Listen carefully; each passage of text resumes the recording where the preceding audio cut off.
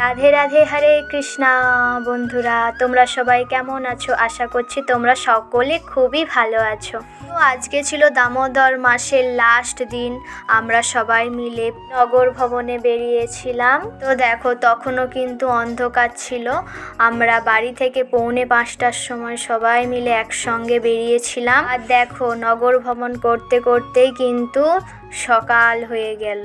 এটা তো তোমরা সবাই জানো আমাদের দেশের মন্দির। তো আমরা নগর ভ্রমণ করার পরে আমরা প্রতিবারেই কিন্তু আমরা দেশের মন্দিরে আসি আর এসে আমাদের নাম ভঙ্গ করি। দেখতে দেখতে কোথা দিয়ে একটা মাস পেরিয়ে গেল বন্ধুরা। আবারও অপেক্ষা করতে হবে দামোদর মাসের জন্য। এদিকে দেখো, মন্দিরে এসে দেখি জল রাখা আছে।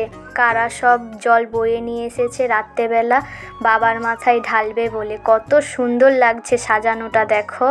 তো তারপরে তুলসী মহারানীকে মাঝখানে রেখে আমরা সবাই মিলে প্রদক্ষিণী করছিলাম। এমনিতে তো আমার ভোরবেলা ওঠা হয় না, তবে দামোদর মাসের জন্য কিন্তু আমার ভোরবেলা ওঠা হচ্ছিল।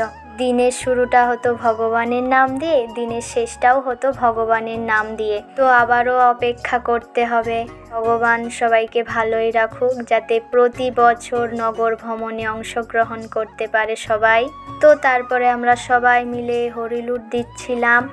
আর হরিলুট দেবার পরে আমরা নিজেরাই বাতাসা গুড়িয়ে নিচ্ছিলাম, কারণ ভোরবেলা ছিল তখন বেশি কেউই আসেনি, তাই আমরাই গুড়িয়ে নিলাম। প্রতি বছরই আমরা লাস্ট দিনে বাতাসা ছড়িয়ে নগর ভ্রমণ সম্পূর্ণ করি। তো ভিডিওটা তোমাদের কেমন লাগলো অবশ্যই কমেন্ট করে জানাবে। সবাই ভালো থাকবেন। রাধে রাধে, হরে কৃষ্ণা।